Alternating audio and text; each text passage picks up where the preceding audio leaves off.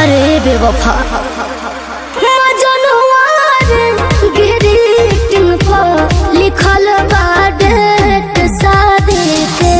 मजनुआ रे ग्रीटिंग पर लिखल बा डेट शादी के।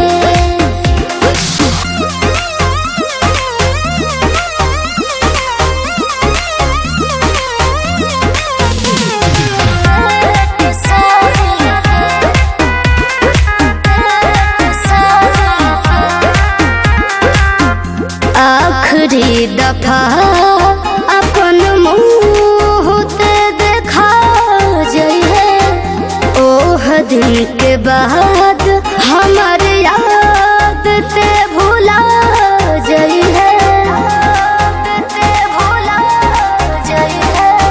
सोचल न रहनी जवन काम तोहरे चलते भाई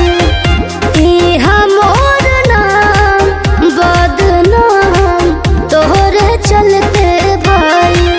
खुशी से कटी है ते दिन आजादी के। मजनुआ रे ग्रीटिंग पर लिखल बा डेट शादी के। मजनुआ रे ग्रीटिंग पर लिखल बा डेट शादी के।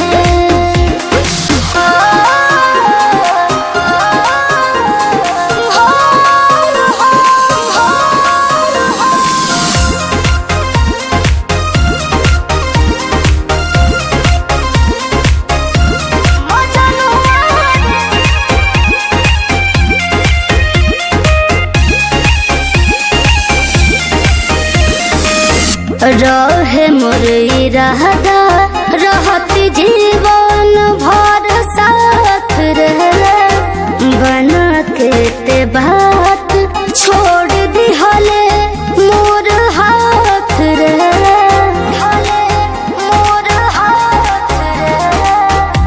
ठीक भइल के हमर लगन कहीं लाग गई तोरो भाग जाग गइल हमरो भाग जाग गइल।